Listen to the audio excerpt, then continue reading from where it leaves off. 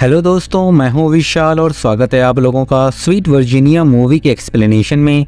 ये कहानी है अलास्का के एक छोटे से टाउन की और उसमें हुए मर्डर, धोखेबाजी और बदले की कहानी की। मूवी की शुरुआत होती है अलास्का के खूबसूरत नज़ारों से और फिर जल्दी ही रात हो जाती है और फिर सीन में दिखता है तीन दोस्त आपस में पार्टी कर रहे हैं और इनका नाम है लाउ, टॉम और मिचेल। ये सब एक बार में है और ये बार लाउ का ही है और फिलहाल देर रात होने पे बंद हो चुका है। तभी उसमें एक आदमी आता है और सीट पे बैठ जाता है। मिचेल उसको कहता है कि ये बार अभी बंद है तो अभी कोई सर्विसेज नहीं मिलेंगी और कल आना। लेकिन वो मिस्टीरियस आदमी काफी गुस्से में आ जाता है और धमकाते हुए बाहर निकल जाता है। अब ये तीनों दोस्त फिर से पार्टी कर रहे थे, तभी वो मिस्टीरियस आदमी आके फायरिंग शुरू कर देता है और हर किसी को बेरहमी से गोली मार देता है। उसके बाद काउंटर से सारे पैसे भी ले लेता है और वहां से निकल जाता है। अब सीन शिफ्ट होके एक सैम नाम के आदमी को दिखाते हैं जो पहले एक बुल राइडर था और वो उसी के सपने देख रहा था। फिर अचानक से उठ जाता है, वो तैयार होके अपने होटल पे आता है। इसके होटल का नाम स्वीट वर्जीनिया है और मूवी का भी यही नाम है। सैम अपना होटल चलाता है और फिर पता चलता है कि वो लंगड़ा के चल रहा है। एक्चुअली बुल राइडिंग में उसका एक पैर परमानेंटली डैमेज हो चुका था। वो न्यूज़पेपर भी पढ़ता है जिसमें कल रात वाले मर्डर का न्यूज़ था। फिर उसकी होटल मैनेजर कहती है कि रूम 128 की कंप्लेंट्स आई हैं कि इस रूम से आसपास वाले परेशान हो रहे थे। सैम रूम 128 जाके उस आदमी को शांति बनाए रखने को बोलता है, लेकिन वो आदमी रूम का दरवाजा उसके मुंह पे ही बंद कर देता है। दोस्तों, कहानी में आगे बढ़ने से पहले प्लीज मेरे चैनल को सब्सक्राइब कर लो और बेल आइकन भी दबा दो। अब कहानी पे वापस आते हैं। अब सीन शिफ्ट होकर टॉम की वाइफ बर्नी को दिखाते हैं। उसके हस्बैंड की डेथ होने पे उसके फ्रेंड्स और फैमिली मेंबर्स इकट्ठा हैं और उससे मिलने मिचेल की वाइफ लीला भी आती है। दोनों के हस्बैंड मारे जा चुके हैं, लेकिन सरप्राइजिंगली दोनों ही नॉर्मल बातें कर रही थी, बिल्कुल भी नहीं रो रही थी। बर्नी कुछ डॉक्यूमेंट्स एक सेफ में रखती है जिसमें कैश भी था और लीला ये सब देख रही थी। सैम भी बर्नी के घर पे आया था उसके गम में शरीक होने, लेकिन फिर थोड़ी देर में पता चलता है कि इन दोनों का अफेयर भी है और पता चलता है कि सैम का राइट हैंड भी डैमेज है और वो उसे ठीक से लिफ्ट नहीं कर पाता। अब सीन शिफ्ट होकर कुछ देर बाद का दिखाते हैं। लीला एक आइसोलेटेड लोकेशन पे पहुंचती है और वहां पे पहले से ही वही किलर था जिसने तीन दोस्तों को मार दिया था फिल्म की शुरुआत में। इस किलर का नाम एलवुड है। लीला उससे पूछती है कि तुमने बाकियों को क्यों मारा, अपनी डील तो सिर्फ मिचेल को मारने का था। तो फिर गुस्से में एलवुड कहता है कि ये तुम्हारी गलती है, तुमने कहा था कि बार में उस टाइम सिर्फ मिचेल होगा, लेकिन उसके दोस्त भी मौजूद थे इसलिए उन्हें भी मारना पड़ा। एक्चुअली लीला ने ही अपने हस्बैंड मिचेल को मरवाया था, क्योंकि लीला के हिसाब से मिचेल का एक्स्ट्रा मैरिटल अफेयर चल रहा था। एलवुड कहता है कि मेरे पैसे कब दोगी। लीला कहती है कि एक हफ्ते में दे दूंगी, बस मिचेल के लाइफ इंश्योरेंस का पैसा मिल जाए। एलवुड उसे धमकाता है कि पैसे दे देना वरना तो मैं नहीं छोड़ूंगा।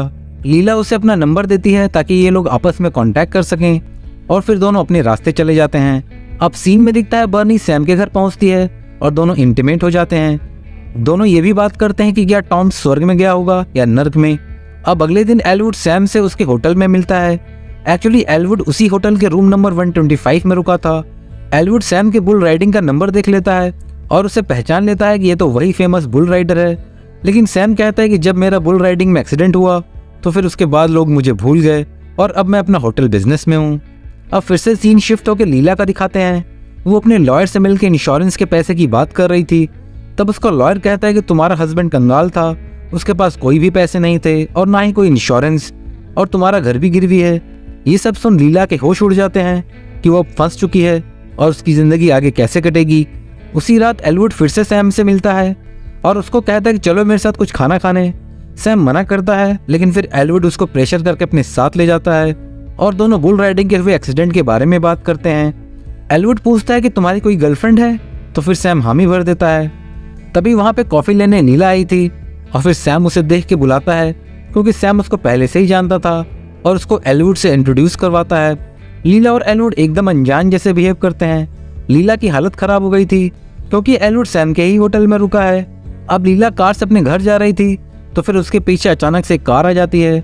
अब उसे डाउट होता है कि ये एलवुड है। वो कार दूसरे डायरेक्शन में लेके जाती है, लेकिन वो कार अभी भी उसके पीछे ही थी। काफी देर तक वो कार लीला का पीछा कर रही थी, लेकिन फिर रेलवे फाटक के पास लीला को मजबूरी में गाड़ी रोकना पड़ जाता है। लेकिन फिर फाटक खुलते हुए गाड़ी स्पीड में भगा ले जाती है। अब अगले सुबह का खूबसूरत सीन दिखाते हैं टाउन का और फिर एलवुड एक लोकल फोन बूथ पे जाता है ताकि वो लीला को फोन करके अपने पैसे मांग ले, क्योंकि अब एक हफ्ता बीत चुका होता है। लेकिन लीला फोन नहीं उठा रही थी तो फिर गुस्से में वहीं पे एलवुड दो लोगों को बहुत बुरी तरह से पीट देता है उसी रात लीला अपने मदर के घर भागने का प्लान कर रही थी क्योंकि उसके पास कोई पैसे नहीं है और उसकी जान को भी खतरा है। लेकिन फिर वहीं पे एल्वुड आके उसको मारता है और उस पर गन तान देता है और कहता है कि मेरे पैसे कहाँ हैं। वो थरथराने लगती है और कहती है कि मुझे एक जगह पता है जहाँ से पैसे मिल सकते हैं। उसका इशारा बर्नी के लॉकर से था। जब उसने देख लिया था कि उसमें पैसे हैं, एल्वुड उसे छोड़ देता है। अब अगले दिन का फिर से खूबसूरत सीन है और एल्वुड एक लड़के जिसका नाम पॉल है उससे मिलता है, जो छोटे मोटे क्राइम किया करता था।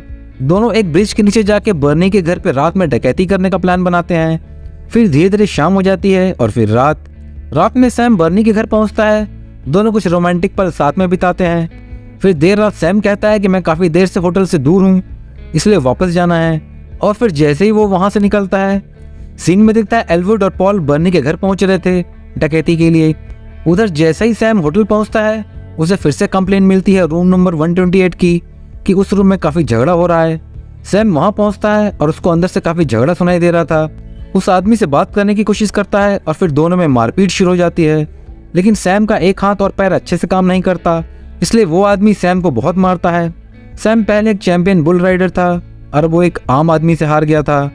उधर बर्नी बाथटब में थी, तभी उसको कुछ सुनाई देता है और जब वो नीचे जाती है चेक करने तो उसे अपने घर में डकैत दिखते हैं। वो अपनी जान बचाने ऊपर भाग जाती है और उसके पीछे पॉल आता है। वो खुद को ऊपर बेडरूम में बंद कर लेती है। उधर नीचे एल्वुड उस तिजोरी तक पहुंच गया था और उसे तोड़ने लगता है। जब नहीं टूटता तो फिर गोली चला के खोल रहा था। पॉल बेडरूम का दरवाजा तोड़ रहा था तो फिर बर्नी एक चाकू ले लेती है और फिर जैसे ही दरवाजा खुलता है वो पॉल को चाकू घोंप के मार देती है। उसकी बॉडी सीढ़ियों से एल्वुड के सामने गिरती है। एल्वुड तब तक तिजोरी से सारे पैसे ले चुका था और वो बर्नी को मारने जाता है। उसको मारने ही वाला था, तभी उसको सैम की कैप दिखाई दे जाती है और वो समझ जाता है कि सैम की गर्लफ्रेंड है और फिर उसे छोड़ देता है और पैसे लेके निकल जाता है। अब सारी बातों से अनजान सैम बर्नी को फ़ोन करता है, लेकिन वो फ़ोन पिक नहीं कर रही थी, तो वो तुरंत उसके घर के लिए निकल जाता है। और पहुंचता है तो शॉक्ड हो जाता है कि वहाँ पुलिस है। बर्नी उसको पकड़ के रोने लग जाती है। फिर से सीन होटल रूम का है और फिर पता चलता है कि बर्नी के साथ हाथापाई में एल्वुड भी घायल हो चुका है और वो खुद का इलाज करता है और उसे चलने में काफ़ी दिक्कत हो रही थी। सुबह हो जाती है और फिर चुपके से एल्वुड सामान लेके होटल छोड़ के भाग रहा था और उसे अभी भी चलने में काफ़ी दिक्कत हो रही थी। लेकिन फिर सैम उसे देख लेता है और उसके पास आके देखता है तो वो खून देख लेता है और वो समझ जाता है कि डकैती इसी ने की थी। जाहिर सी बात है बर्नी ने सैम को बता दिया होगा कि जिसने डकैती की वो भी घायल हो चुका है और वैसे भी छोटा सा टाउन है तो कोई भी जख्मी है और कहीं डकैती हुई हो तो शक जख्मी इंसान पे ही आएगा। फिर एल्वुड पिस्टल निकाल सैम को मारने की कोशिश करता है। सैम भागता है और इसी अफरा तफरी में एक शख्स मारा जाता है।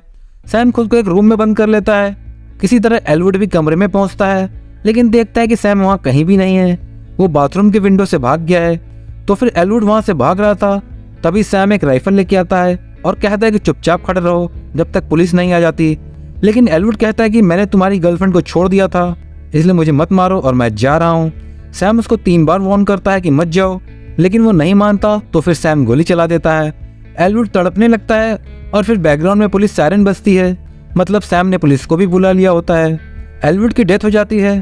पुलिस एल्वुड के रूम में छानबीन करती है और उन्हें वहाँ लीला का नाम और फ़ोन नंबर भी मिलता है। पुलिस को लीला के खिलाफ सबूत मिल जाता है और लीला को अरेस्ट कर लिया जाता है। फिर से इस खूबसूरत टाउन को दिखाया जाता है। ये एक मैसेज था कि खूबसूरत टाउन में भी क्राइम हो जाते हैं। अब मूवी के फाइनल सीन में दिखता है बर्नी सैम के बाल काट रही है और सैम को वो पल याद आता है जब वो चैंपियन बुल राइडर था और कैसे उसका एक्सीडेंट हुआ था और फिर वो मुस्कुराता है। एक्सप्लेनेशन अच्छा लगा दोस्तों तो चैनल को सब्सक्राइब कर लो प्लीज़।